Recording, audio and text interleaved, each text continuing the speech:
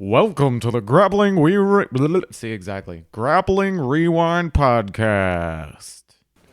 Welcome to this week on the Grappling Rewind Podcast. This week's show, we are going to recap Fight to Win 135 in Sacramento, California. We're going to talk about the AJP Queen of Mats and recap the finals for that. We're going to preview the 2020 IBJJF European Championships and JitzKing 2 in Miami. As always on the show, I'm your host, Maine, with my co-host, Emil. It's the start of gi season, Maine. There's a lot going on. And we have Josh here to do the Europeans preview and Fight to Win, so he will be popping in here in a bit.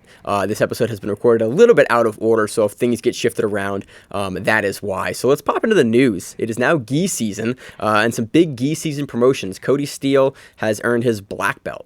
Hell yeah. And we are now going to actually see him on JitzKing Miami here, literally like a week after getting promoted. He was also on the Fistful of Collars podcast with William Tackett, and that was I've got about halfway through the episode right now.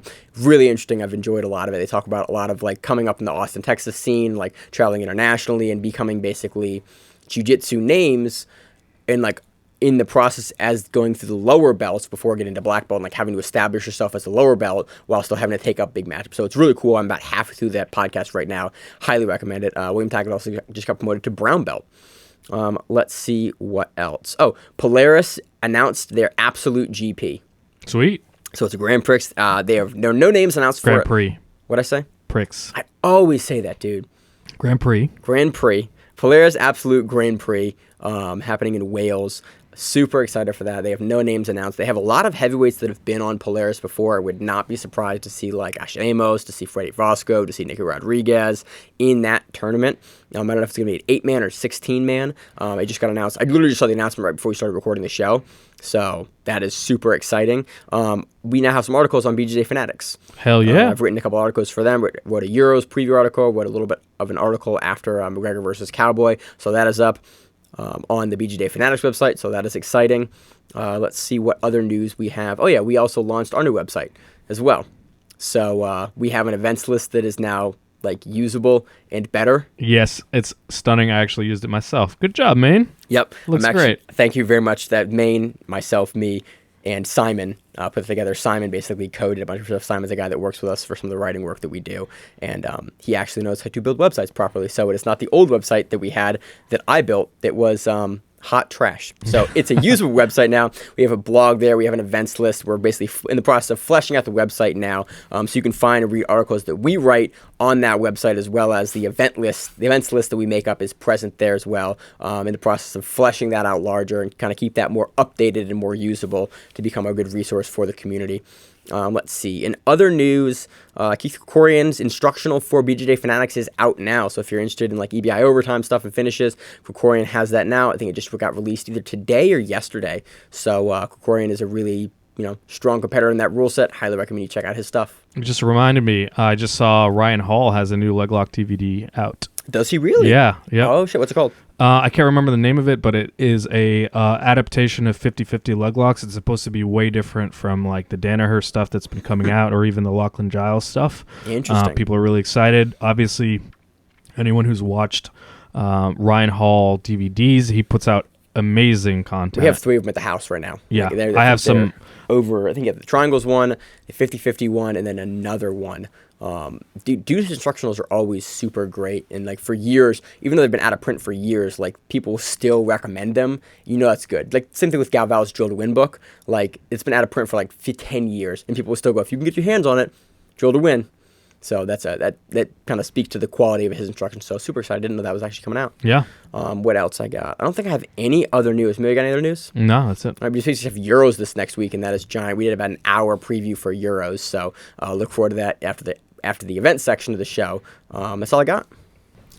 So moving on to the recap of Fight to Win 135. This event paid at a total of $31,029 in salaries and commissions, with headlined by black belt Victor Hugo versus Nick Rodriguez. Where was this located? Sacramento, California. Yep. Let's start with the main event here. So this went pretty much how I thought it was going to go. Yeah. So Victor elects to seat guard immediately against Nicky Rod. That totally makes sense. Why would you do anything else? Why would you do anything else? We've seen very little success from anyone that has decided to wrestle Nick Rodriguez recently. Absolutely. Orlando Sanchez said it was a bad idea. Like when Orlando Sanchez says it's a bad idea, it's a bad idea. So Victor is seated, and what was interesting was Nicky's approach to this off the bat seemed a lot more systematic than I've seen him before. Like he was, grabbing the ankle. He was like starting to set stuff up, get into the knee slice.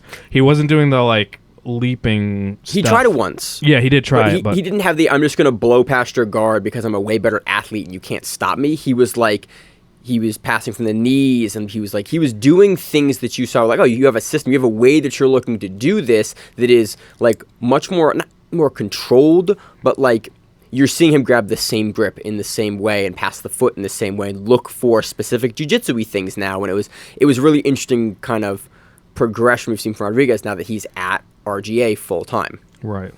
Yeah. And again, there's a lot of footage now. So people can go, oh, let's look at this, let's look at that, and let's try to shut all of that down. I think that's totally on point. And with Maine, sorry to interrupt you, with Maine saying like he thinks he's going to go for his legs, and that's exactly what he did. Like he went on it almost immediately. Yeah, Victor Hugo inverted immediately, tried to go for the leg. Nicky Rod went nope and running man out of it. And towards the match, interestingly enough, you saw Nick Rodriguez going for the leg of Victor Hugo. Okay, that was a last 30 seconds It was. bullshit ankle lock, as we call it lovingly at the Grappling Rewind, not specifically from Nicky Rod, but what just about the heel hook when they like went into 50-50 though too? Like it didn't work out for him very well. Like he attacked it. I was like, oh, here's a point where he's getting into like the whole 50-50. Yeah. And he went to attack it, and then Hugo just was like, this We isn't see happening. more depth of Rodriguez's game. I think it's going to take him a while to have to be able to deal with the guard of like high level black belts. I mean, Victor Hugo has like one of the best like no-gi guards I've seen. He's tremendous. He's tailor-made to give a guy like Rodriguez problems because he's going to pull. He's not going to engage Rodriguez where he's strong. Right. And I think that's what we saw. And I really liked it. It wasn't a full submission setup or attempt, but the pendulum armbar setup that Victor Hugo hit was dope. I thought, it stood a really good chance. But I don't think the submission was ever fully threatening. Like as a ref, I wouldn't have scored that, in Fight to Win. I would have scored it as a submission attempt, but I would have scored it as a submission attempt. Like he's going the attempt for the submission. Yeah. He's exactly. like he's putting up offense that's not just positional offense. He's putting up submission offense. I think offense is a good way to put it. And so Hugo here gets the decision. Yep. I think it went a lot kind of how we think it would go. Yep, it did. Did you guys see Seth cartwheeling out of the way right at the very end? And then giving himself the jazz hands. Dude, it was dope. Seth is always like amusing, and he's actually a really, really good referee and very good with like mat awareness. Yeah. So he knows where to go, and he's like trying to hold and catch people, and he was doing it for, he's like, oh, here, and like you're like, ooh, he might get hurt, or he might get knocked down. Nope. He just moved along with it and was like, all right, here we go. All right, let's talk about the next. Anything else on that one? No. Let's talk about the next match. Jake Watson defeats Rolando Jr. via decision. This was a really close match. Like I think judging it would have been. I was tough. a little surprised about this one, but Watson looked really good here, and we saw a lot of like lapel guard and lapel work from both sides. And basically, about halfway through the match, Jake went from passing on top and then sat down and then played the lapel game from the bottom versus Rolando Jr. Yeah, so I would say that the match was almost, at least in my head, was almost like time-wise 50-50 split between. I think Rolando was on the ground more, but it felt like that. I think what it was Maine wishing him good luck after he left a comment on our YouTube video. There you go. He did. Maine was the decisive factor Maine was there. the deciding factor. So I will say that, while Jake was in guard, Jake's guard, I don't have any way to describe it beyond that it looked more active. Like it looked more like he was more in control. It was more offensive. Rolando's was more like looking only for the sweep there. Jake seemed to be looking to like start to threaten stuff, and I think that's what gets him the nod. And I think Rolando was really upset about the decision. He talked to the ref. He kept like talking to the ref after, and he looked really upset about the decision. But I think honestly, it's like it was one of those matches where there was no significant time where it's like, oh, that's a deep sub. When you have a split decision, like I think it was very reasonable. I think it was a very reasonable decision towards Jake. So next match we have Elizabeth Catherine Mitrović defeating Talita Nogueira by split decision. Liz jumps basically from the beginning here and immediately starts looking to like underhook. A lot of top positional work from Nogueira. Liz goes to the legs. It's a pretty close match, and I think Mitrović gets the decision pretty reasonably here. Sorry, I just remembered something that I really wanted to highlight about this fight to win. Not specifically this match, but holy shit, the names that were popped up at the bottom of the screen. Yeah, that was on last week too. Oh yeah, I didn't see it. So it's nice. awesome. It's so good. Yeah, we definitely talked about that last week, and we were talking about it's like a quality of life thing. Oh yeah, where just like, oh, this makes everything so much easier. Because when we're going to rewatch stuff, I can just go click, click, click, click. There's a match. Back to the walkout, watch the walkout, and then watch the match. Oh my god, dude, my notes are so much better than the names from the bottom of the screen because I don't watch a match once and go, all right, these are the notes I have in my head. I can watch it again because I can find it again. Yeah, it makes a huge difference. I think once they're able to like mess around with the graphics too, where they can change the belt color. I would love it to be purple brown. Oh my with god, like what you're on. So if you like, you get home late and you click in, what matches are we? Okay, we're still in brown belts. Yeah.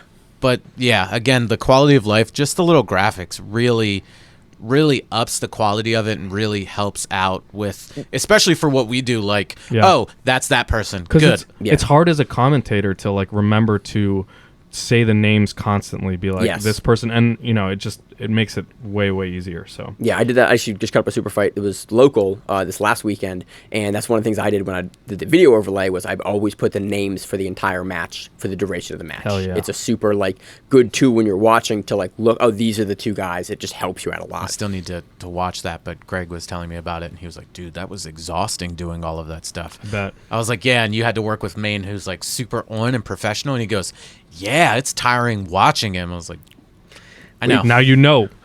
Jason Butcher defeats Richard Flores by mounted triangle, and that was submission of the night. For the black belts. Emil taking my shit. This is a really quick match. Jason basically just sits the butterfly. Was dumb fast. Pulls, gets over, and then like hops up from the mount into the mounted triangle immediately. Butterfly sweep in the first 30 seconds. Right straight into a mounted triangle. And about a minute later, he finishes the choke. He spent, credit to Richard. He spent a long time defending it, but he was just never able to get his back like up and start to like posture up out of it because he was mounted the entire time. Jason decided to finish from mount, which is honestly something you don't see a ton of people elect to do when they sit there for a long time. They'll roll to their back to make the angle to get through, and Jason sits in mount the entire time, makes all these little adjustments. You can watch him walk his leg up throughout the entirety of the match before he gets the tap, higher and higher and higher. He locks it in deeper and deeper, and then eventually just puts the arm across the body and just pulls in and gets the sub finally. So we have Leandro Castroviejo defeating Tobin Staley by decision. Thomas Haley defeats Dajas Neto by decision. Breno Bittencourt defeats Chad Bingham by decision. Antoine Green Gibson defeats Jordan Felix by decision.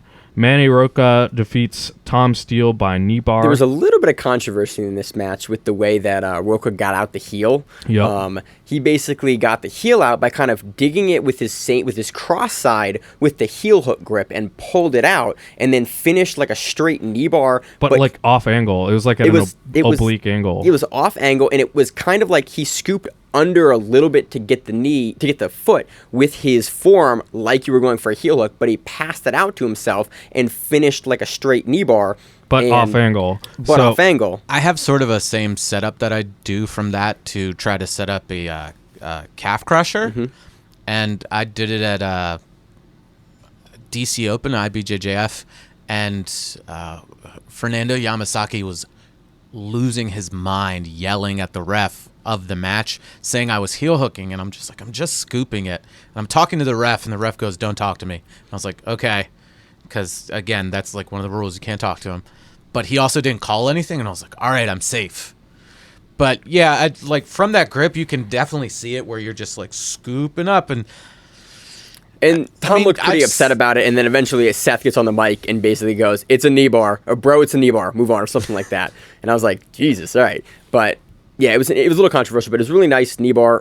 That grip is a funny grip to get because guys think you're going for the heel hook because it starts to set it up, but you're just digging it out. So it's one of those like weird little gray area grips where I'm not heel hooking you, but I am digging the toes out from behind my back to get it over top of my body, and it does kind of spin onto the chest in that heel hooky kind of motion. Yep. It's one of those things that a lot of times it's like the competitor will get upset about it, but if the ref is like aware of the position enough, he's just like, and that's fine. what it looked like here. Yeah. So next match, we have Victor Cervantes defeating Clayton Ramos by decision. Marcus Bones defeating Angel Lopez by decision. And that was fight of the night for the black belts. This is a phenomenal back and forth. These dudes were going at it. Great guillotines, leg entanglements. A bunch like two. We see Bones a lot. Okay, I think it's Bones. They say Bones. They say both, and I get confused every single time. We really should message the guy. I would do that this week and message Mr. Bones. I really liked it, the standing lifted Nogi Ezekiel attempt. Yeah, Angel Lopez jumps into his guard and then tries to standing Ezekiel him. And having just seen Alexei Olenek on the UFC card last night try to do the same thing for a round and a half, I was like, he might actually get this. Alexei Olenek has ruined the Nogi Ezekiel because it now is a legitimate submission again. Oh yeah, absolutely. You just have to that's got to be your thing. It's so hard to hit, dude. And he was in the guard. He was standing in the guard with it. And I was like, I don't know, but I just saw Alexei Olenek go for this. Doing that shit.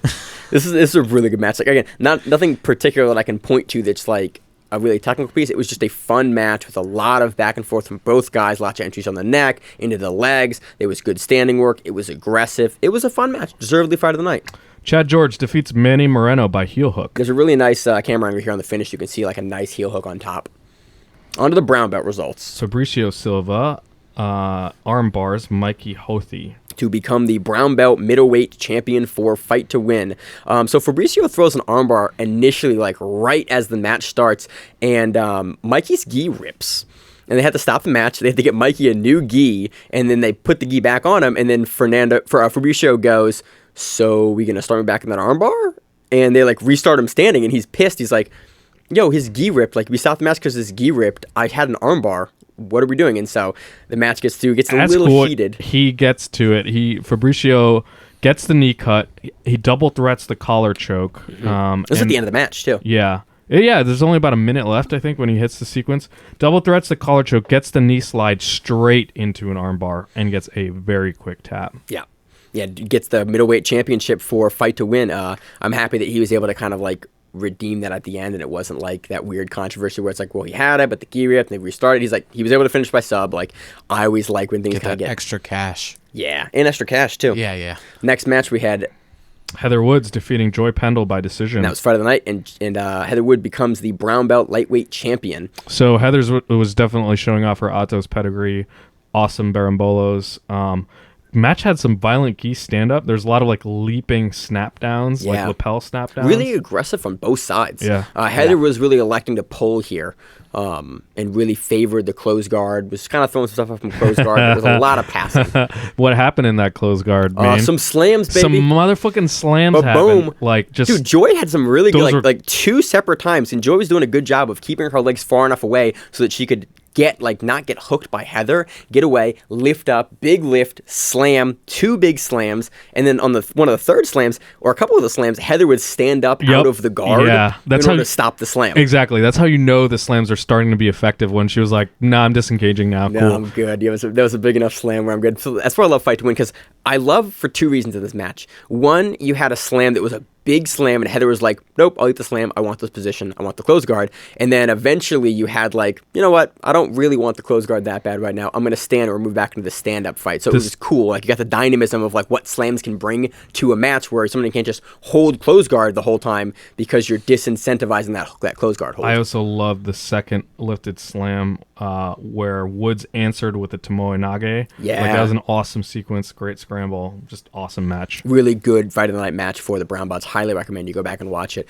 We've seen Heather and Joy. We've seen Joy a bunch on Fight to Win, so recommend you watch it. Sean Joseph defeats Billy English by decision. Amir Kazemi defeats Corbin Billand by split decision. Courtney Dubois defeats Julia Belmonte by split decision. Eric Sanchez defeats Jacob Pupo by decision. Nick Pica defeats David Ellis by armbar.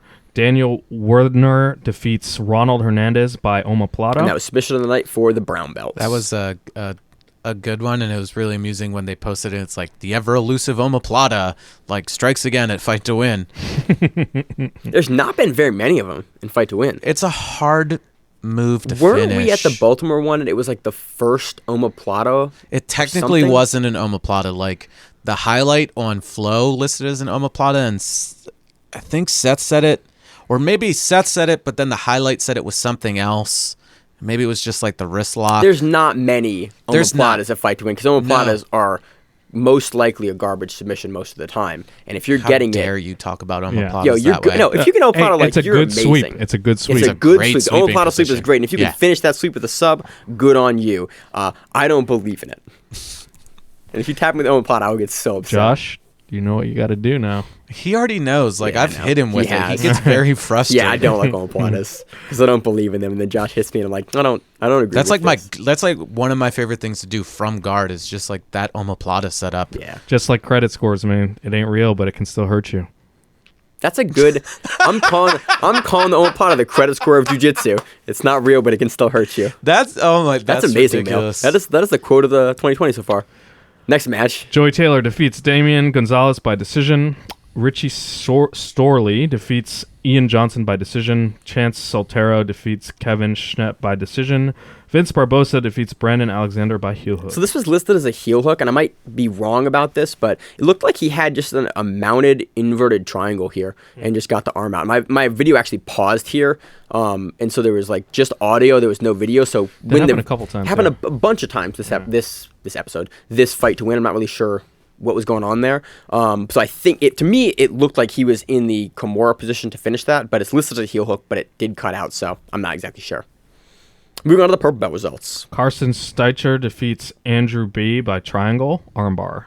John Taylor defeats Leonard Miller by choke. Bryce Sexton defeats Abraham Rogers by toe hold. Eddie Hotch defeats Lucas Crawford by decision. Jazz Ogilvy defeats Travis Hawley by decision. Antonio Cumerlado defeats Calejo Romero by split decision. And that was Friday night for the purple belts. Alika Foster defeats Colin Savage by decision. Derek Gaher defeats Aaron Goodwin by armbar. Manny Mendoza defeats Ben Smith by choke. Brooke Bayo defeats Stacy Councilman by decision. On to the blue belt results. Chris Wagner defeats Celso Aravalos by Kimura. Maritza Sanchez defeats Kelsey Harrell by armbar. Jamie Carnall defeats Gerald Askew by decision. Luis Acaria defeats Daniel Munoz by split decision. Lynn Lee defeats Rachel Sedillos by split decision. And that was Friday night for the blue belts. Scott McFarlane defeats Jordan Kenner by decision. Hung Win defeats J.C. Dana by split decision. And Barus Nazari defeats Ryan Williams by heel hook. So that does it for Fight to Win 135 in Sacramento, California. Great event. Looking forward to the next one. So there's going to be a delay in Fight to Wins. Seth and the Fight to Win crew are running Who is Number One on February 8th, I believe, but they have pushed back is it Los Angeles one? I think it's the next They one pushed that was 136. I can't remember. 136 got moved. I'm gonna try to bring it up right now. No longer there. That moving that event to June. I think it was the LA event. And they have a new listing of events, and I'm gonna put that up on the events list. By the time this episode airs, the events list on the grapplingrewind.com should be updated, so you can look for all the stuff there. It's not even up anymore. So now it's So I'm gonna redo all that, so you should be able to 15th. figure out exactly when all the Fight to Wins are. That is at LA. You are correct. Yes. On the grapplingrewind.com. Anything else, guys? Nope. I think that does it.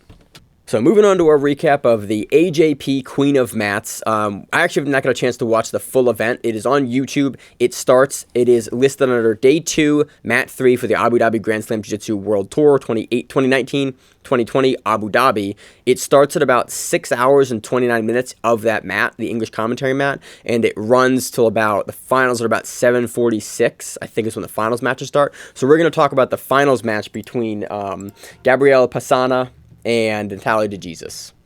Yeah, so a couple big changes. First off, we have AJP going back to YouTube because there's been. I feel like it's been a back and forth recently. Some of their events have been on Flow Grappling, and now they're going back to YouTube. Yeah, and I talked to AJP a little bit ago, probably like earlier this week, and they said that all their stuff moving forward is going to be on YouTube. So I'm not certain what's going on. It may be just UAE JJF stuff is going to be on, and AJP stuff, so the Grand Slam World Tour stuff. Do hope that whoever does the production for them starts splitting up the at the very least the Queen of Mats or King of Mats into their own videos. I would love that. This is the first AJP event that we've covered under the new rule set, right? Correct. This is the first, I think, one of the first events they've run. So AJP announced a bunch of new rules. You can look and you can find them at the AJP website. Big changes being regular matches have now gone to 5 minutes. So they were opposed to 6. Originally 6 minutes. But finals matches are 8. Yep. And another huge change is that there are no more advantages. What would be advantages are now awarded as points. Yes. So near pass, near sweep, near submission. Double guard pull to stand up. Yep. Yeah. Those are all points now. And we'll see that actually plays out in the finals. So we'll talk about the match between Gabriela Pisana and Natalia Jesus again. I want to watch the whole thing, but I can basically read results, or we need to talk about the finals match that I've seen, so we wanted to start there to give it actual good coverage. Basically, this match starts out with both of them double pulling, and then Natalia Jesus stands up and gets the advantage, but now it's 1 point. And that threw me off initially when I was watching it. I was like, they said, oh, she got the advantage. And I was like, so why is it listed her as having a point? Maybe that moves to the side, and when the points come in, I was like, oh, right, new rules, new me. Yeah. And so you got 1 point. And then Gabriela from the bottom did a really good job. Basically, Natalia spent some time trying to pass, and Gabriela threw in a really nice De La X hook and got a beautiful sweep. And they kind of sat in the double guard pull for a second there after the sweep, and then Gabriela comes up and gets the 2 points, and then spends the majority of the match really just trying to pass Natalia's guard. And then the last 30 seconds of the match sort of hunkers down a little more and kind of waits for time to expire, and she becomes the Queen of Mats for AJP. Yeah, that's it.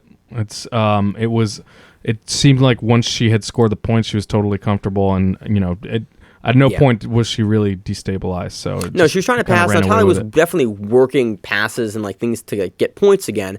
But again, it was a 1 point match, very, very close to the end. So Gabriela Pisana takes that, Natalia Jesus takes second place, and Tamara Silva takes takes third place. I watched the first match between Gabriela Pisana and Tamara Silva, and it was really exciting. Tamara actually had what looked like duct tape around her ankles and feet. Oof. As opposed to athletic tape. Yikes. And it was super interesting. I was like, I wonder why that is, but I've never seen that before. But again, I want to watch the rest of the AJP. Might have just been what they had on hand, Sometimes. I mean, I've done it before, in MMA classes where it's oh, we gotta tape this up, and you just put tape on your arm, and that's gonna hurt in about 3 hours when I take it off.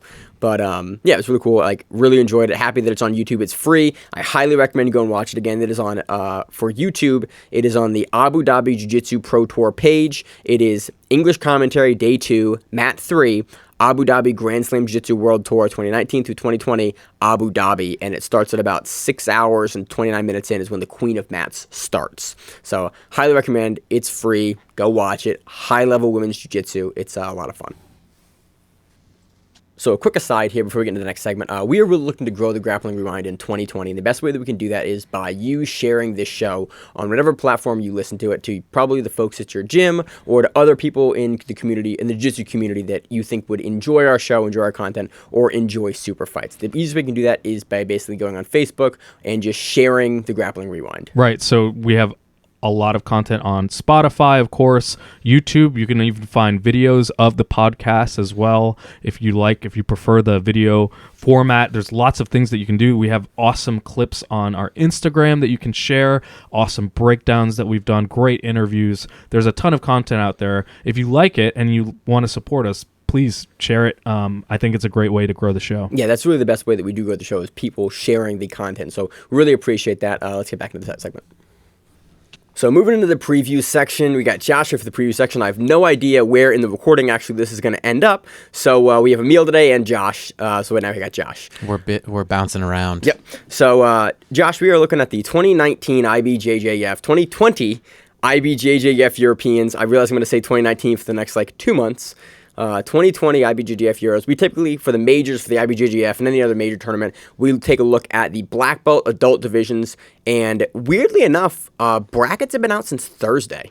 I didn't even know that. You told me when I came in. I was like, "Ooh, I'm gonna get up all the entrants," and you were like, "No, the brackets are up." Yeah, the brackets. Because that's really strange. Usually brackets come out the Thursday before events, but it's super weird. We had these brackets up the Thursday before the week of the event, which is, I think, crazy. The earliest I've ever seen them put up brackets for an event. Well, I think technically because it starts today with the white. I think it's the white belts today, right?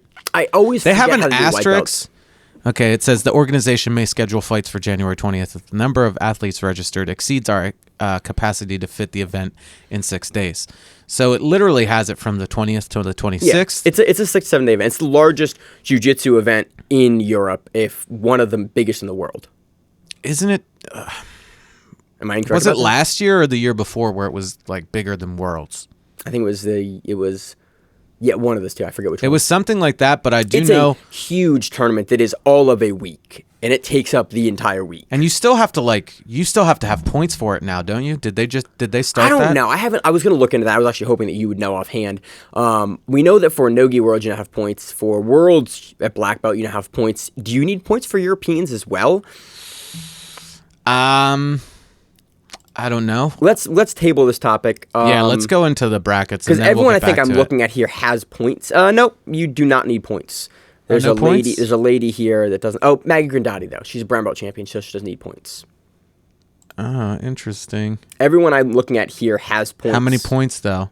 Like I just saw somebody with like 12 points, and there are a bunch of people with 0 points. I don't know. So let's move on. So Yeah. where do you want to start with this one? You want to start in the fun division that everyone's talking about? The fun division that everyone's talking about? The rooster weights. Rooster weights for the men. So I wrote a cool article for BJJ Fanatics talking about the rooster weights for the men. It's on their blog site, as well as the light featherweights for the men. This was right after Michael Musumeci had moved from roosterweight to light featherweight, and I was kind of happy about that. I wanted to see the Bruno rematch, but I was also kind of happy that Musumeci wasn't going to kind of kill his body going down to roosterweight again, because that was such a hard cut for him at the Worlds this last year. But is he going to kill himself?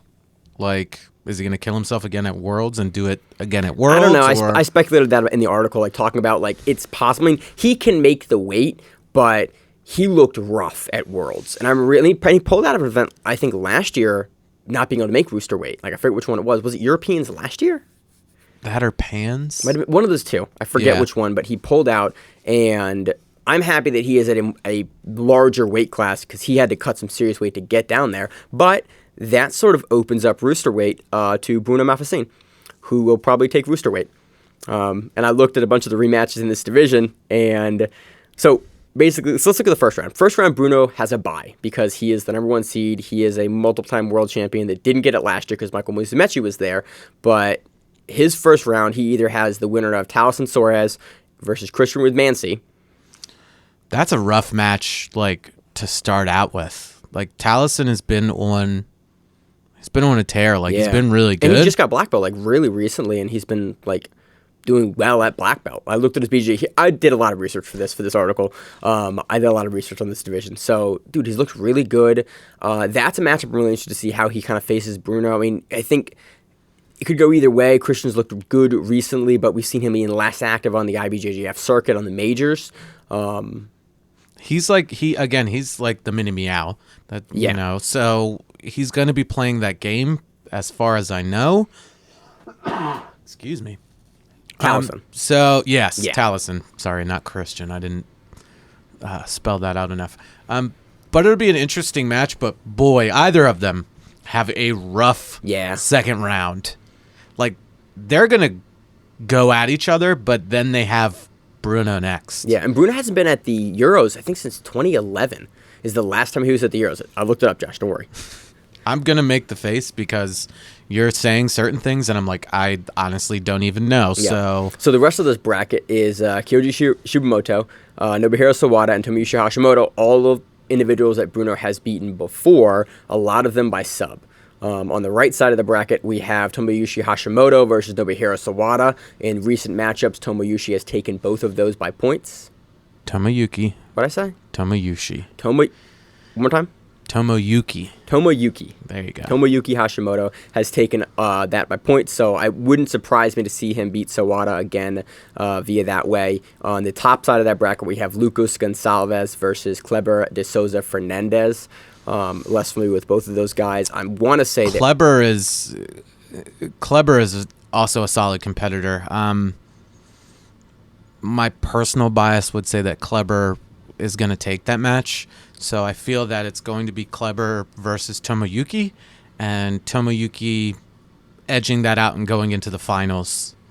So most likely Tomoyuki and Bruno.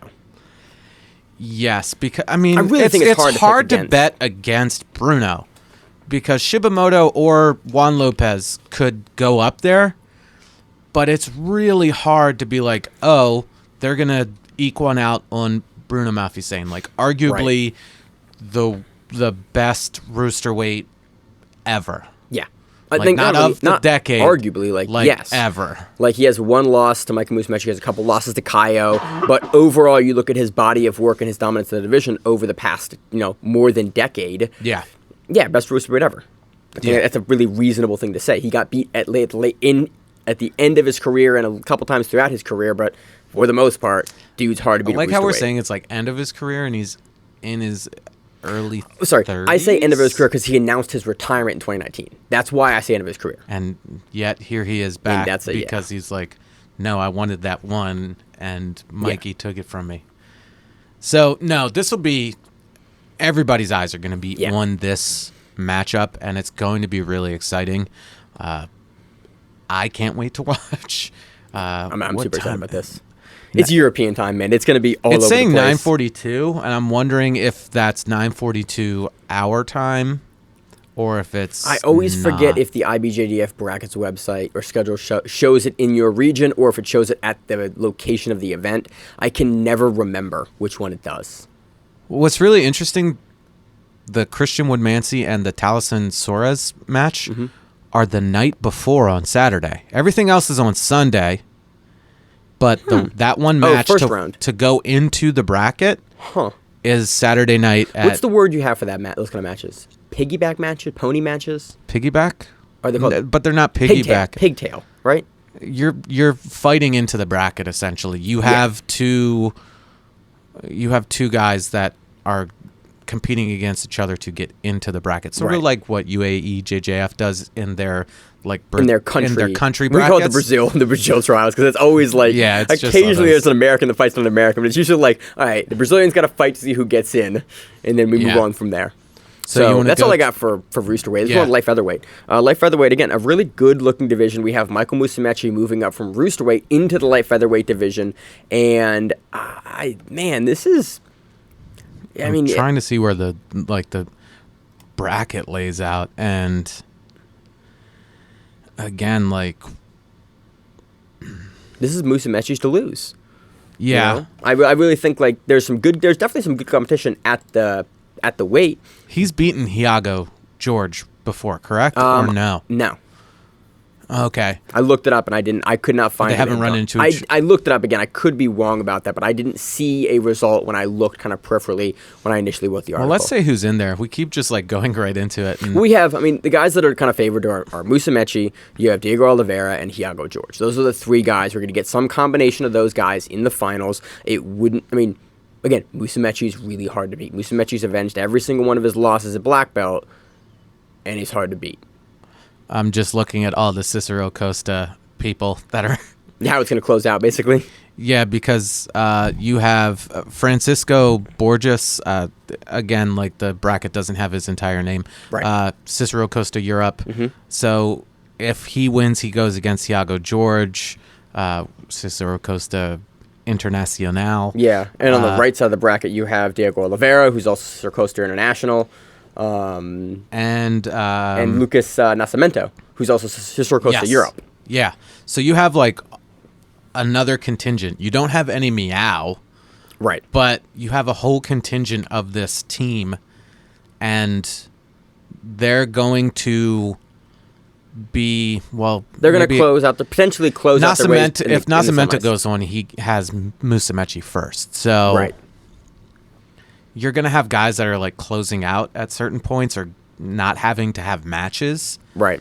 I wonder if they're going to fix that, IBJJF. Probably not. Well, no, not right now. But okay. Are they going to start implementing that these guys fight first round, or are they going to enforce only the 2 people per school rule? That's really an AJP thing, or a UAE-JJF thing. I don't think IBJJF has made any motion recently to stop that. I would like to see it from a sports perspective because I think it makes the sport not look as legitimate when you have a bunch of guys that are just giving it to their teammates. It's a little weird to me, and it kind of, I think, gets in the way of the competitive nature of the sport, especially when you're guys that don't train together. Like you're literally on the same team, like a Europe version of the team, the international version of the team, the Brazil version of the team. You're technically on the same team, but you don't train together at all. Why are you giving that guy that match? It's just, the more I watch, and I think even we've seen it in the community a lot more in the last couple of years. Like the community is starting to push back a lot more about that, like the closeouts. Yeah, I mean, if I recall correctly, sorry, I've been making faces like racking. There's my video, brain. Josh. I know. I'm racking my brain to try to remember at what point did they like not really care about the amount of people from said school, or did they realize it wouldn't work because there's so many affiliations and connections to where it's like, oh, okay, we can allow this, where you have, oh, here's 2 people from Cicero Costa Europe, here's 2 from Cicero Costa International, and you're still letting technically more than 2 people in per school. Right. So I don't know how they're really working it, but if they did it like ADCC or AJP AJP makes them fight, but ADCC, it's like they put them in close. Yeah, so you fight at the minimum, the maximum of the second round. Right. And Mo likes to do that because it gives both guys the opportunity to not have the fight in the first round. So it's like you lose in the first round, cool, you didn't have to fight your teammate anyway. Second round, it's also on the first day so that you're not going to be fresh going into the finals or semifinals. So it's like, I like the way that they do it with 16-man brackets like that, but for smaller divisions like this, it's not a 16-man bracket. It's tough. I don't know. It's interesting. I hope as the sport grows, we get larger divisions, and I think it hopefully should fix a lot of that. But you have guys from a really good team, unless something is kind of done for the bracketing. Yeah, it'll be interesting. The closeouts in the finals. We need to stop closeouts in the finals, though. That's something that I think Emil went on like that tangent about those closeouts at Worlds, right? Yeah, how they just like didn't have a whole bunch of things, and nobody was really excited about that. Well, they closed out the quarters. They closed out from the semis on at Life Feather. Oh yeah. And so it was just it was a little weird. You watch the division, like, okay, cool, the entire division closed out. We're not going to say that here, but I think it's kind of part of a larger discussion. Yes. I don't want to belabor the point too much because we already have. But I definitely would like to see less of that in the future because it kind of makes it less legitimate as a sport when that happens. Yeah, you're not seeing guys fight. I agree with that. Yeah. All right, so moving on to the featherweight division. This is a big division of many guys. What do we got? 16? No. 20. We have 20 guys in this division. Oh, I'm looking at the wrong. Oh man, I really should open my eyeballs more. I didn't see. I didn't see Gianni Grippo, and I was like, wait, he was in the bracket This is a fun earlier. division. We got big names in this one. We have Gianni Grippo. We got Isaac Doderlin. We have a couple other guys, too, that I think... Doderlin's ranked as number 1 by bracketing. And Grippo's ranked number 2. But that's by points. They rank by points. And both those guys were really, really active in the 2018 season and the 2019 season. And so we're in the 2019-2020 season now. But yeah, I'm seeing they accrued a lot of points. Leo Segorio... Rodrigo Barbosa, DeAndre Corbre, who we know from the East Coast area. Alexandre Sodre is in there. Oh yeah. Who else? Gabriel Marangoni. There's a wow. This is an interesting division. This is Again, nice. It's a bigger division too. I'm excited about this one because it's like. It's one of those, like, it could go anyway. In Europeans, there's always some nice upsets, too, because there's a bunch of guys that we only see in the European divisions that don't get a chance to make it over into States or into Brazil or into the Asian area. So it's cool. Like, I like Europeans for that reason. Doderlin, Grippo, Segorio, or Alexander Sodre. I think that's where it goes. I honestly, like... Well, João Gabriel's in this one. Which one? Or João Gabriel de Souza? He's in the second bracket. Is he? If I'm not mistaken. Like, I really hate that they don't have just regular people names, like the full name in there. Yeah. And they always, especially with Brazilians, like they have 4 to 6 names. They're changed how they announce them as. It's like, oh, this is João Gabriel, or this is João De Souza, or so it kind of throws me off. If this is the João Gabriel that just won Worlds, which I'm going to assume it is, because I believe he's from the Zave Raggiola team. which he's listed under, Grippo gets him. Now he can't be ranked that low. At 19, like point-wise? No, I don't see it. So you look at the bottom there, the world champions from last year, from 4 years ago, for anything. Yeah, it's a different guy. I think so, because there's no former world champions here in this division at all listed. Oh, so I think it's a different guy with the same name. Okay, cool, good. So that makes sense. That makes a little bit more sense then. I thought that was him. I honestly think we get Doderlin and Grippo. I think they're going to meet. I forget exactly where in the bracket they meet, but both guys have had some odd performances recently. I think we've seen Doderlin look really good in AJP, though. Again, a slightly different rule set, slightly shorter amount of time, and I think he kind of does really well with that short time frame. I mean, Leo Segorio's in the same side as, or in the same second bracket as Grippo. And again, like another sleeper that not a lot of people know about are DeAndre Corbre. Like he went toe to toe with which Mia was it? I want to say it was 50 shot. I think it was Joao. I think it was Joao when they did the match in North Carolina. Yep. But you know that was at Toro Cup, wasn't it? Yes. Yeah. Yes. Toro Cup and 12. He's also beaten, like, DeAndre's beaten Rick Slamba, who's a local guy that I've known forever. He's beaten a lot of really good people. So he could end up going against Grippo in the semis of the one bracket or the quarters of the one bracket. Man, sometimes I can't. So you think it's Cobre or Grippo taking the second bracket? Segorio. It's. I mean, some of these second bracket's tough. I honestly think Doderlin takes the first bracket, and then in the finals we get. And then you also have like Marangoni. Like you have so many people on this one bracket alone. It's tough to pick. It is. Like even Maheka, who's in here. I was looking for his brother while we were talking too, and I didn't see him in here. But like, there are so many people. Once these brackets get past like 10, it becomes really hard. And it's a European major. The Europeans are, of the tournaments, the funniest one because there's always big upsets in the Europeans. What was it? Was it 2 years ago or was it last year when Langacker upset? Not Erberth. Yeah. Yeah, Erberth. Yeah. He'd like put the TP position in him and he tapped. Yeah. That was last year. Yeah, so there you go. Langer's in the division up here.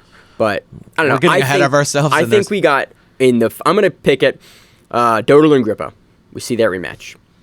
Now, I'm not super confident in that second bracket because that second bracket with Grippo in it is a monsters bracket. Leo could take that. Kobe could take that. You really think that Isaac and Gianni would go against each other as they're the same team, or would they close out? I don't know. I don't know the history there. I forgot they probably would close out. I forgot that, Josh. I mean, technically they're not from this. One's, Cobrinha, one's Marcelo, still under Alliance. But still, they're both Alliance. Again, neither would surprise me with those guys. You're saying that, and I'd be confident with calling Doderlin, especially the way he was looking closer towards the end of last year. Yeah, he was pretty solid. He closed out 20. He had some good performances in King of Mats, like really good performances. You got anything else on the featherweight division? No. Moving into the lightweight division, a little bit smaller bracket. A bracket of only, I think it's a 16-man bracket. 16 guys. My eyes are getting bad. I had to get close to the other screen because I can't see. That's why I have the screen in front of you. The screen in front of me. I brought it today on purpose. We got Jonathan Gracie in this bracket. Man, that's another one that's like super hard, especially what he's been doing recently. Right. Like to go against. Who else? Alexandre Molinaro, Jonathan Gracie. Rolando Jr. Rolando Jr. No, sorry. Wrong division. Calm down. Vitor Oliveira is in here as well. Oh, wow, yeah. Yeah. Tommy Polkenin, Jeremy Jackson, Bruno Borges. Who else is in here? Holy moly. Let's see. Gutierrez Nascimento, Italo Mora. I'm looking at these names and I'm like, I'm killing it. I think Gracie. I think Jonathan Gracie.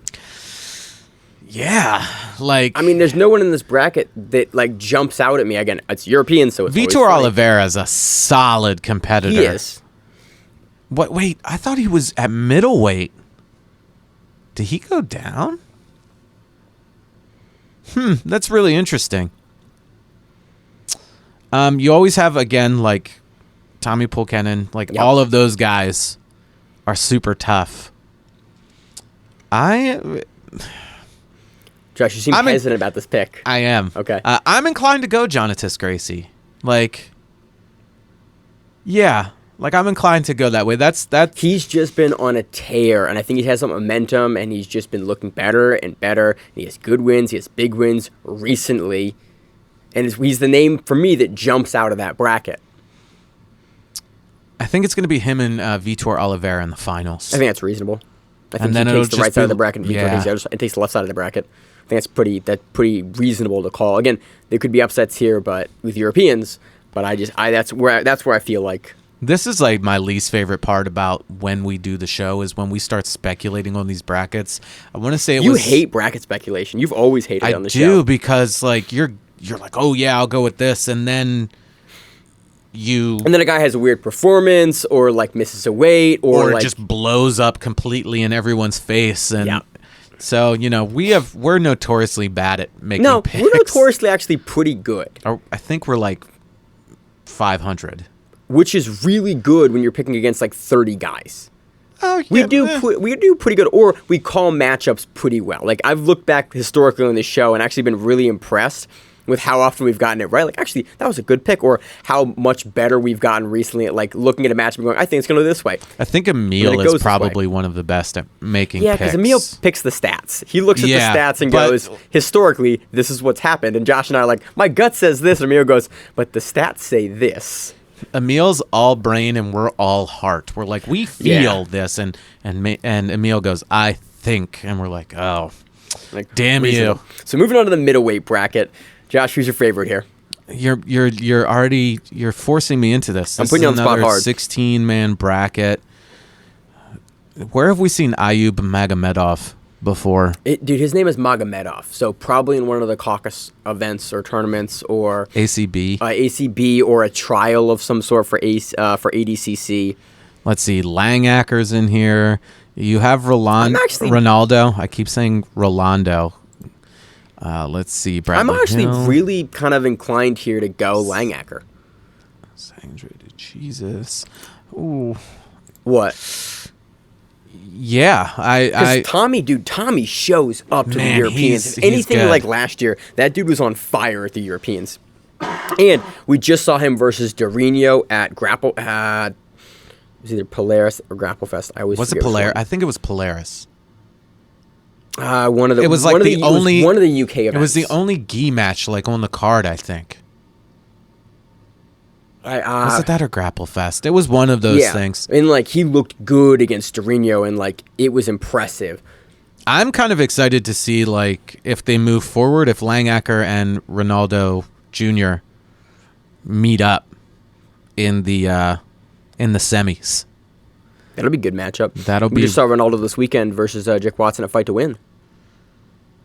Yes, we did. Sorry, I'm like getting.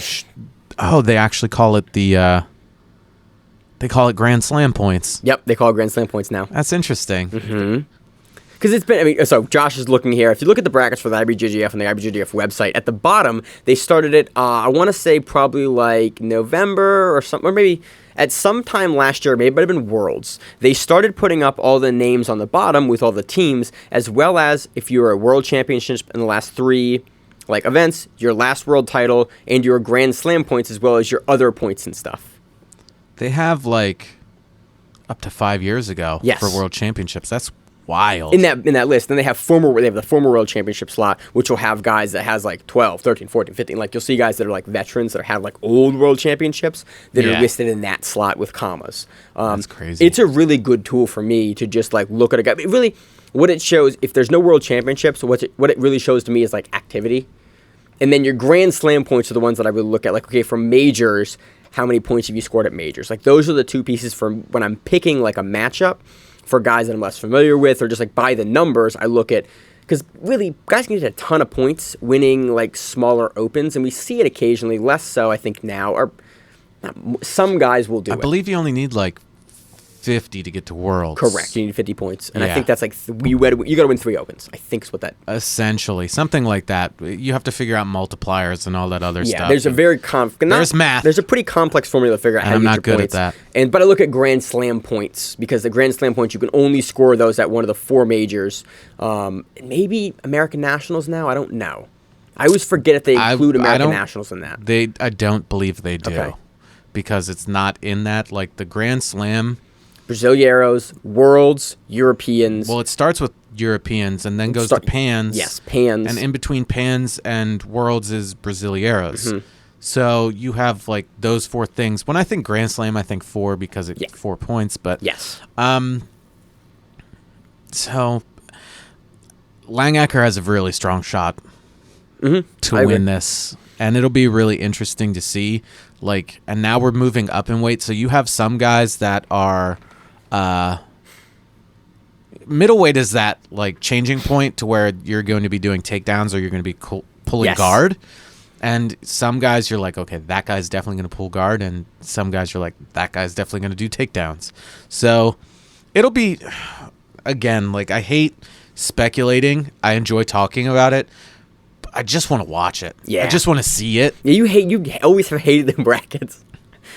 So I think Langacker, he has just been so impressive to me at the Europeans when you've seen him not have to take the flight and just either take a domestic flight in quotes there over domestic or like that side of the world flight. Yeah, I know what you're saying. He just looks really good, and especially with the performance versus Dorino recently and his performance at the last Europeans, I'm going to favor him. Moving on to the medium heavyweight division, a division of... Josh, I cannot see how many guys are in 2 brackets. There's at least... division of 19. 75 people. 75 people. A lot of big names in this one. Nathan Mendelsohn is in this one. Espen Mathisen is in this one. Century Luis... I can never say his name. Hudson Mateus is in this one. Edouard Hebemar is in this one as well. Santorini Luis. Paganini is in this one. Alec Baldwin. ADCC trials went. Alec Balding. Sorry, you said Alec Balding. I know. I looked at his name and then I said it wrong. Jan Cabral, like, oh man. Yeah, this is a really tough one to pick. Hudson is like, ooh, I missed Manuel Hebemar, and you had just said it. Yep. So, that's going to be a wild Hudson, first match. Manuel and Espen. Like Manuel and Espen is. I really think that's crazy that that's the first match. That's one of those like, ooh, they both got unlucky with that matchup. Dude, no, but that's going to be like a super, super cool. That's one of those guaranteed really good matches we're going to see. Yes. I wonder, that's the other thing too, if they're going to take from like AJP and be even stricter on stalling. I don't know. Like AJP just announced a new bunch of rules that we actually saw at Queen of Mats here. And I don't know, IBJJF changes rules every 2 years, I think, right? Is it every 2 years? Something like that. Yeah. Like, and they just did their last rule change after this Worlds. So I think the next one, so we have another 18 months or so before they go through a rule change. I am honestly fairly happy with what the AJP did for their rule set changes. For the most part, I disagree with a little bit of it, but it'll be interesting to see if the IBJJF, because the IBJJF has really always been like only positional dominance. The pacing of the match has always really not been as important to them. The way they ruled it out, I'm really digging the new AJP rules. Dude, they are actively looking to push action and push pace. And at the Queen of Mats, it did that. And their rule set is just refining, like, you see both high-level, really good jiu-jitsu and exciting, entertaining jiu-jitsu. And it's like, ooh, they're starting to hit the nail where it's like it hits both. And there's very few rule sets, I think, that really effectively hit both in the gi. And I wonder if IBJJF is just going to be stubborn about it. Just be like, no. I would guess. We're doing this because we've always done this and it works. I would honestly guess. But, like, I mean, if AJP, like, really, that rule set really takes off and other people start adopting it, it'd be really interesting to see if it, like, forces IBJJF to do it. We're going off on tangents as we normally do. This is brackets. Brackets like make your mind kind of fry. I'm calling Hudson Mateus on this one. I'm Hudson. No, I agree. Hudson just goes through to the finals against. I don't know. Yeah, this is the tough one. Like, The top one, maybe Gabriel Almeida. I'm trying to find Hudson on the. He's down on the second bracket. Ooh, they're in the He's same ranked bracket. number So one. bracket 2 has Hibamar, Espen, and Hudson in it. Yeah, that's what I was talking about. Oh, like okay. even like that first matchup is great and all, but when you'll get to the finals and Whoever have takes bracket 2 is gonna take the bracket here. I think. bold statement, Cotton. I think it's either. I mean, it's either Espen, Manuel, or Hudson there from bracket 2, and then either we're gonna get Hudson versus either Espen or Manuel Hibamar, and I just like Balding's always like a solid choice. He's a solid competitor. Oh yeah. Again, Is he Gabriel medium? Almeida. He seems small for medium heavy. Because he He's- made he's very 77, light. I thought, for maybe he just doesn't feel like cutting. Maybe with the His gi? body style kind of reminds me of DJ Jackson. Yes. Like he's very short but like super muscular. yeah, and really strong. I took a class from him a long Did you? long time ago. Yep. Huh. Yep. A friend of mine and myself were in Atlanta, and we did we took some classes at Alliance, and I believe, he was running the beginners class, Mhm. and we were blue belts, but we were just like, whatever, we're just gonna train and Yeah, show take a up, class. and I believe he was running that because at the time, I'm dating myself in jiu-jitsu. This is when Jacare, the one that runs Alliance, not the MMA fighter, Right. he had like a heart issue, and he had to get, I don't want to say he got surgery, I can't remember, but he definitely had like some heart problems, and he had to step away for a little bit from teaching to heal up. So Alec was one of the guys that was teaching like the beginners fundamentals class. He was a really nice guy, and the gym was like super open. They were like, "Oh, we're glad you came and everything." That's awesome. I have an old, somewhere hidden in my house, an old blue Alliance rash guard. Yeah, I love whenever you go to a gym, you always buy either rash guard or a shirt. I love If that. you don't make me pay you money A drop to in drop fee. in, like I'm going to buy something to help support your gym because, that's how jiu-jitsu keeps growing. Yeah. So moving on to the heavyweight, because you're not gonna make a pick. Oh, and heavyweight? No, I in made the my pick. Hudson. Okay. I called Hudson being the winner. All right. Period. So on to the heavyweight division. We got my man Adam Wardzinski in here. I love watching him. I recommended his BJJ Scout butterfly guard thing to one of the white belts at the gym this morning. Dude, was it's great. actually it's very it's very informative. And I use some of those positions in transition. So I'm like blending that with my Keenan stuff that I'm doing. I honestly think in the finals here we get Keenan versus Wardzinski. I think Keenan is going to take the left side of the bracket and Wardzinski is going to take the right side of the bracket here. You don't think Demetrius Souza beats Wardzinski? Although, did you just see like Wardzinski doing those that most recent BJJ Scout post? No, I didn't. Where he was, they have him doing like all this, like all of his butterfly guard stuff, and him nailing some awesome sweeps. I just think Wardzinski's been on the up and up, and he's just been getting better and better and better and better. And I think now is the time we're going to start to see him really start taking majors. Because I'm also really interested to see Dominique Bell. Yep. If he goes Atos black belt. forward, yes. If he goes forward, then he and Keenan will meet up. And they both train together. Both were at Atos HQ. That's where Dom still trains, and Keenan is now at Legion, is making his own thing. I think that'll be a really interesting style. I think Keenan's talked about training against Dom on the Mapburn podcast. I do not recall what he said about it. I remember him being brought up between him and Hinger talking about Dom. Maybe I'm talking about I know like, in sleepers. the scheme of judo, Dom is better at judo because Keenan just started. Yep. But that'll be really interesting to see. Then again, you have like Jackson Souza. Who else? Fabiano Alano. Who else is? Pedro. Jackson Souza is in this bracket, isn't he? Yeah. Oh, I didn't see that. Okay, I think we'll get probably Keenan versus Dominic Bell, in Keenan's first round. I then think I think Keenan's going to go through, and I think we're going to get Jackson Souza versus Keenan there on that left side of the bracket. I don't really think anybody has a lot for Keenan. I think there are very few people that can beat him. Not just because I'm fanboying. Yeah. I've said before, I do have the Wormguard encyclopedia thing that I purchased, and I'm very much into it right now.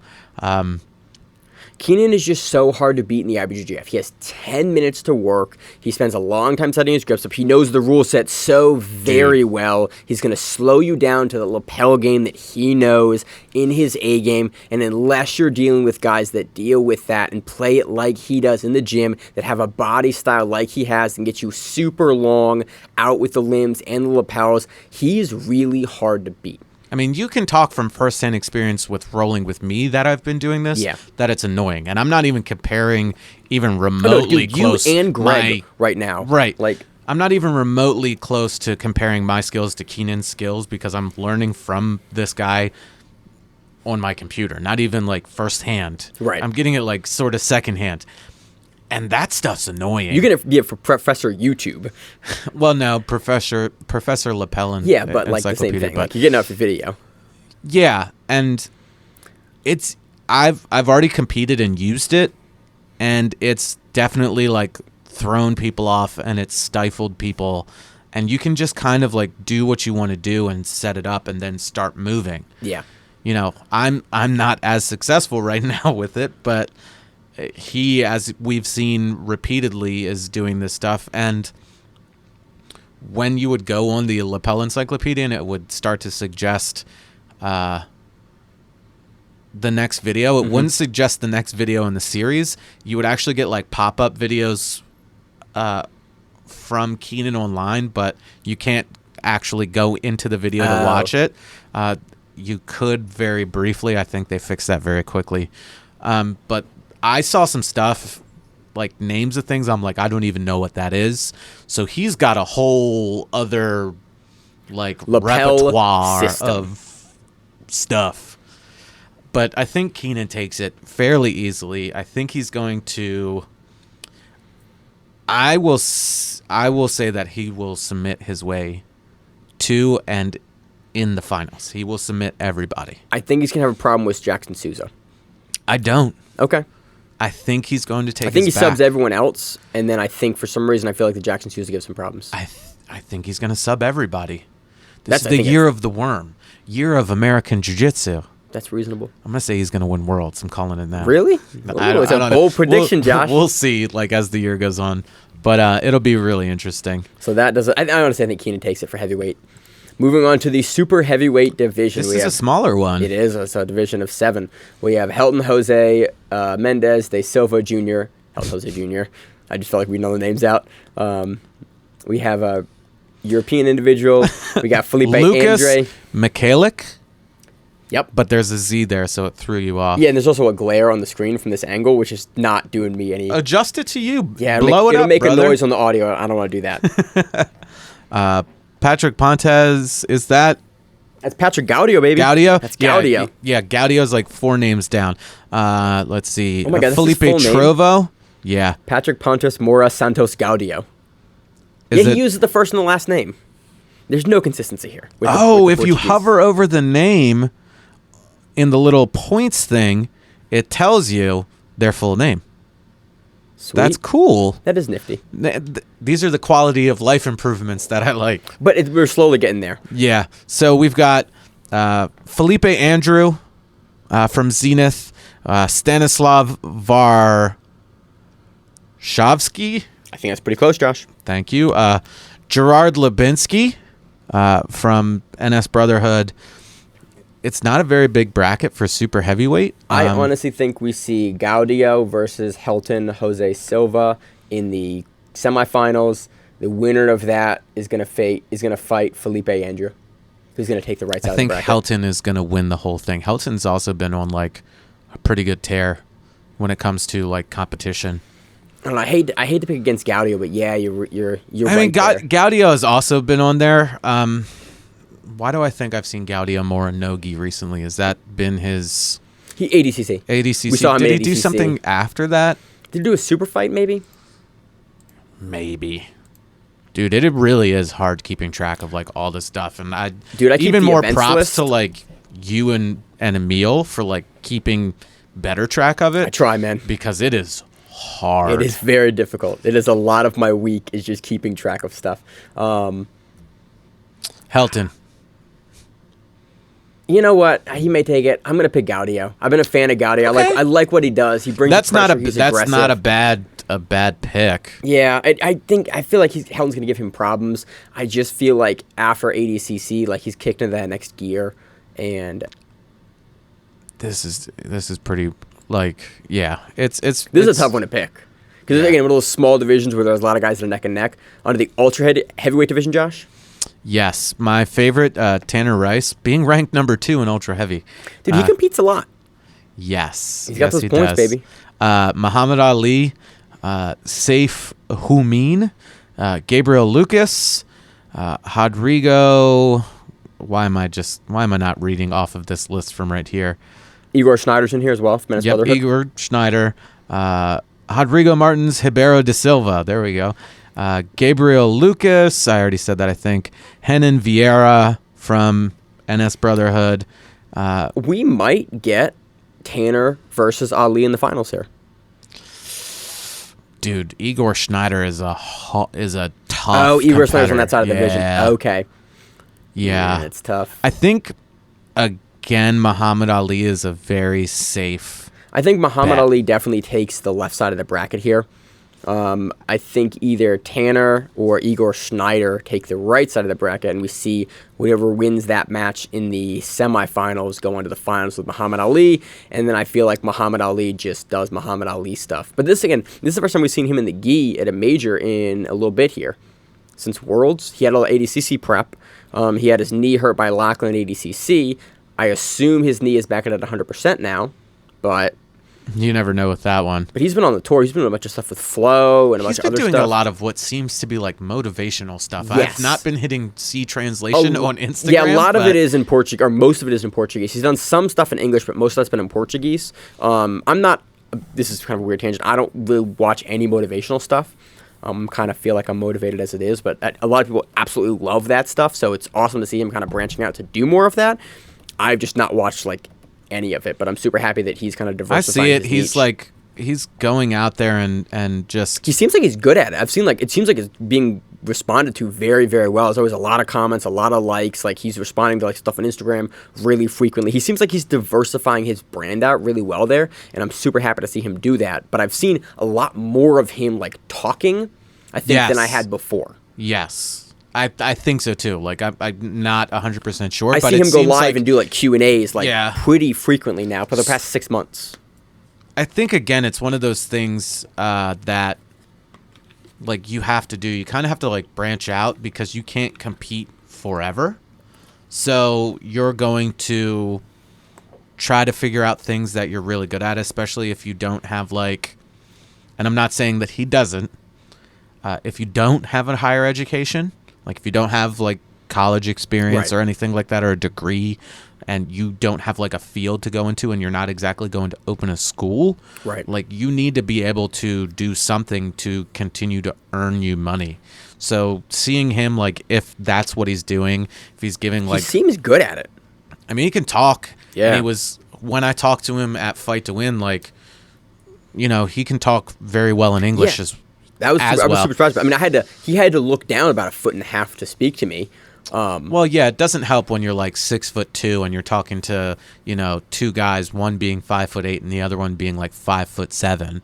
Or I was gonna say I'm 5'7". I'm 5'7".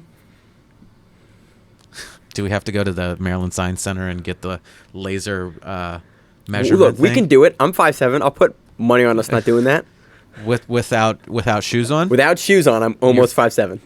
Okay, there it is. So you're 5'6" and some change. 3/4. I do the same thing. I'm like, I'm 5'8" and I'm almost 5'9". I'm almost average male height. So I think Muhammad Ali takes the LG heavyweight division here for the IBJJF Europeans. Let's move on to the women's divisions. Let's talking about These are always like, it's cool, but it always again makes me sad. There's never like a ton of women. They are smaller divisions. to say the least. The first division, the Roosterweight division, is Maisa Bastos versus Serena Gabrielli. I think Maisa takes that one. Like, you can't, there's not much else that you can really say about it. I mean, Serena's very good, but Maisa's the new Roosterweight queen for the division. I think she takes Roosterweight. As of right now, yeah. Onto the light featherweight division, we have Talita Alencar. We have, next name? Who's she facing? Naomi Anasi Matthews. Again, why am I not? Naomi Martin. There we go. And then we have on the other side of the bracket, Anna Rodriguez versus Rosemary L. Sharouni. I want to say Alencar takes this one. Again, like a very safe but like legitimate pick. Alencar's looked good. We saw her fight to win really recently. Like, she's scrappy. She's good. She gets in there. 2017 world champion. Yeah, very, very good. Onto the featherweight division for the ladies. Man, you're zipping through these. I'm trying to keep up with you. The brackets are really small, and so it's like, do you not have all the brackets up, Josh? No, I have them up, okay. But I also have to occasionally refresh them because the site acts a little wonky. It's in that weird thing where it's telling you to come back in a minute? Yeah. Yeah, I loaded them before we did the show, so I had it up, and I didn't have to deal with that. Well, I had them loaded up before, but it's still doing that. Yeah. So on the featherweight division for the ladies, we have Bianca Basilio. That, again, is a very safe bet. Yeah. Larissa Carvalho, Elsa Seri Dramart, Amal Amjahid. I remembered that one. Yep. Gabriella Fetcher. And Gabriella Fetcher changed her name. I don't think it used to be Fetcher. I want to say. Did she get married? I believe so. I forget who she used to be. Why? I could be wrong about that, but it's the past like 6 months. There's been 3 high-level women that got married, and I forget like their maiden name, and they're registering under their married name. And I thought she was one of them. I could be wrong about that though. I could have sworn that Bianca Basilio was a world champion. Apparently not. Occasionally for the last year, they're not listed. It doesn't have him like. Oh, you mean for 2019? Correct. Did she win 2019? I don't remember, Josh. I didn't expect a follow-up question. Bianca Basilio is a very safe bet. Bianca takes featherweight here, I think. Onto the lightweight division, we have Fionn Davies. We have Catherine Victoria Hill. We have Nikki Sullivan. We have Amanda Amandine. Is that what that is? Mm-hmm. Amandine. We have Charlotte von Baumgarten. Did I really throw you off with that one? You threw me off really hard. Apologies. It's also, again, right where the glare on the computer is, so I'm having a really hard time reading the last 3 of her names. I'm telling you, go down to these, go down to the names where you can hover over it, and it'll say the whole name for you. It's also on the other side of the screen for me. It's not that. Yeah, you're, again, like... I'm literally looking like 2.5 feet away at very small text. And then we have Natalie Ribeiro in here as well. And Clara Dufau. Yep. I think we get von Baumgarten versus Fionn Davies in the finals here. She broke her foot or her arm? Which one? Fionn. Foot. I hope that's doing better. Honestly, Nikki Sullivan and Fionn Davies could be a really interesting match there in the semis. Since these aren't like as big of brackets, yes. So it's like these are just slightly easier to speculate. Yeah. Like, okay, these people. But again, there's also a lot of people that we don't know. Like, you know, anybody in the European scene that we're not super familiar with. We see them at Euros for the most part, or if they're on Super Fights, that's where we see them primarily. Right. So I'm going to go with Fionn. She won it last year. Yeah. It'll be interesting. Honestly, I'm super excited to see how she matched up with Nicole Sullivan from Atos. Yeah. I'm really excited. That honestly could go either way, but Fionn has just looked so strong recently. I think she's really hard to bet against. Yeah, and hopefully, you know, she was back to training and the foot wasn't, like, terribly injured. I hope. On to the middleweight division. We have Hanata Morea, Hannah Rausch, Tamara Silva, Veda Toscano, Danielle Alvarez, and Caroline Corelio, and Julia Melee. You know when they have like the A and the E together? Yeah, it's that new word, that new letter that doesn't exist in English. Yeah. I thought it was a logo for a long time, but actually a real letter. You thought it was a logo? Because it's a logo for some company. Yeah, the A and the E together. Interesting. It's actually letters. I don't know who to pick in this division. You don't know who to pick. Hanata Morea is a solid choice, and as well as Danielle Alvarez. Again, it's why she's Danielle Alvarez is ranked number 1. I think she is a potentially good pick, safe pick to make. That's a good first round match too. Tamara Silva versus Veda Toscano. Ooh, that was fun. I didn't see that. Yeah. So I think it really depends on who comes out of the left side of the bracket going into the right side of the bracket, because Danielle only has like one fight to the finals. Mm-hmm. So she has the bye into the finals, and then everybody else has to go in against her. That leaves her... No, she has to buy into the semifinals. That's what I meant. Sorry, the semifinals. Semifinals there. So that always helps in those divisions. But some people like to have that first match, and I think that stacks the odds in her favor by being the number 1 seed in a pretty significant way, and especially in a division that small. You have the bye into the semis. You're one match fresher coming out against someone who's had a match. There's only like a 40-minute like recovery time for whoever goes against her. Yes. And then they turn around. Oh, yeah, she only has one match that day. Yes. And then has to compete on Sunday. So as long as, like, if she wins, she's going to be the freshest, if you will. Right. You know, by having one less match. But that's not a ton of matches to go on. 10 minutes. It's so hard to, like... I like how I just said it was easier to speculate, and now I'm like backtracking and saying it's hard. Yeah, Josh, it's fluid. I don't know. I can't pick the middleweights. I'm going to go with Danielle Alvarez. Okay. Moving on to the black belt medium heavyweight division of 4, we have Maggie Grandotti's in this division. This will be her first major black belt. I was like, really? And then I just saw it pop up. Yeah. Now married to Cyborg. They're married? I think they did. I know they got engaged, and then I think that she posted a picture on Instagram with her in a champagne glass. It was first day as the Borgs or something like that. Could be wrong about that. I don't know.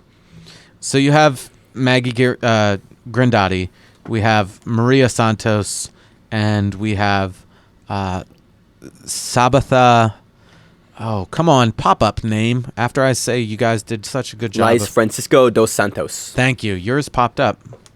No, I just read off the major name right there at the top in the bracket itself. Oh, yours is more stretched out. Mine is a little bit more compact. Yeah, I have a giant screen in front of us here.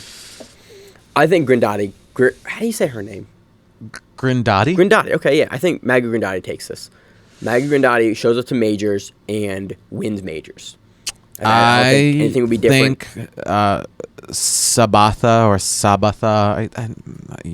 You guys know we're really bad at names. Mm-hmm. I think she takes it. Okay. I don't even think, like, not disparaging Maggie, I don't think she makes it out of the first round. Okay. Bold choice. Oh, wait, no. I forgot about this. It's 3, so that means they kind of, like, round robin it. Oh, they do that now, don't they? Yes. Ah, interesting. Yes. I always forget they do that. I came across it looking at BJ Heroes for something a little bit ago. They all have to compete and it against had it. RR. I was like, what round is RR? I was like, oh, round robin. Oh, I forgot they do that in Division of 3. So Maria and Maggie will go first, but then the loser of that match will go against Sabatha or Sabatha or however you say it, you know. And then the winner of the that first match and then winner. the winner of the second match go against it. So it's sort of round robin-y. Do you want to go to heavyweight? Let's go to heavyweight for the ladies. We got a Division of 4. Lara Barker, Patricia Ramos Ciado dos Santos. Yeah, I called it. Claire France Thavone.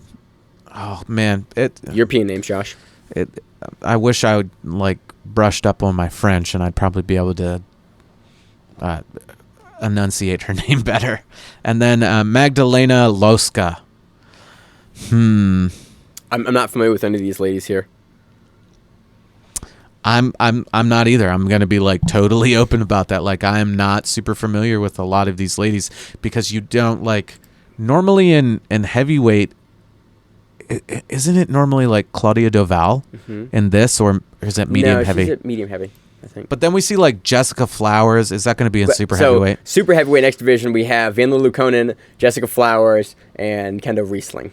And and that's another like round robin-ish type of bracket. Flowers. Yeah, Flowers is definitely a safe bet. And that does it for the women's brackets. Please don't make me speculate on the open class. Josh, who do you think's going to win the open class for the men?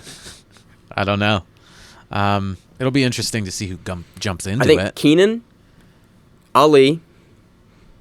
I think you're going to get Dominic Bell's going to be in there. I think you're going to get. Honestly, I think Keenan takes that. I think Helton's going to go into it. I think Patrick Gaudio is going to go into it. Tanner Rice may jump into it. I am very interested to see if anybody under lightweight jumps in. Europeans is crazy. It could happen. We've seen I'd it be before. kind of stoked to see if like Musumeci or Malfi Sane went in there or anything like that. That'd be pretty cool. It would be cool. I just don't think in the modern era we're going to see that anymore. Yeah, because you still have to go through like you have to do kind of both divisions concurrently. Yes. So yeah, the lighter guys just might not do it just for safety issues. Dude, they're I'd my rather size guys. not be crushed by like a Patrick Gaudio or a Tevio Muhammad Nalati. Ali or Nalati, even though he's not in that. Like, you never know. You can just go wild and pull a Lachlan Giles and start like can't heel hook. IBJJF. toe holding dudes. All right, scoop it up. So, and then for the women's division, I don't really want to speculate. I think probably one of the women at the heavyweight class. Flowers is a safe bet. Flowers is not a lot of always a safe bet. I think Grandotti will probably jump in there as well. Yeah, probably Lukonen as well. This is where I would see like the smaller women yeah. going into it because they don't have as many matches. And we've also seen that before, like women will fight Gabby Garcia from the smaller weight class. So we've seen it. We've seen women go against Garcia and versus Tiny Porfirio. We've seen like the divisions of weight classes. Emil has just showed up. He did. So yeah, Emil, you've come in literally with like 30 seconds left of Euros preview. Previews of 2020 Europeans. They look fun. Ignore everything Maine and Josh just told you. They're probably wrong. Emil's going to crunch the numbers here. And we did actually talk about that, like how we were sort of making picks with our heart. And it was like we were talking about how we weren't good at picks. And then Maine started to explain that we are actually fairly decent at them. And if you look at the numbers, we actually do pick pretty well a lot of the time. I was just saying. You can't see me on the podcast, listeners, but I'm squinting my eyes. They totally can. They can. I'm squinting my eyes suspiciously at Maine right now. Well, I'm adding to that where I said that you were probably the best at picking because you're very logical when it comes to that. You're like, I'm going to use this data to make a good prediction, and you're just going to go, I like that guy the best, so he wins. Yeah, it doesn't always work out. But Mateus Diniz, for instance, you called that one big time. But ADCC. Yeah. All right, so that does it for our preview of the IBJJF 2020 Europeans. Let's move on to the next one. So moving into the preview of JitzKing 2020 in Miami, Florida. This event takes place on January 24th and has a 16-man, 145-pound tournament. It has a teen tournament under 160. And it has a number of super fights. So where do you want to start on this one? Let's start with some of the bigger names in the 145-pound 16-man tournament. We have Emilio Hernandez. No, come on. Ethan Krellinston, Andrew Tackett, J.M. Holland, Ricky Lule, Orlando Castillo. Like, there's amazing people in here. We have Emilio Hernandez, Adam Ferreira, Spencer Mume, Jay Cotty, Colin Santana, Corbin Sains, Kevin Granados, Guillermo Lima, Aiden Collins, Jose Cadavid, Christian Guzman. To round it out. That's fucking outstanding. I thought Kokorian was in this as well. He was initially announced for it. I'm not sure if I wonder if JM took over for him? He might have. I don't know. They trained a different one. JM was a Bethlehem guy, Okay. 10th Planet Bethlehem, and Kokorian is over in San Diego. So I'm not sure, but he was initially announced for it, so I'm not really sure what's happening. I think the dude to beat in this is Krellinston.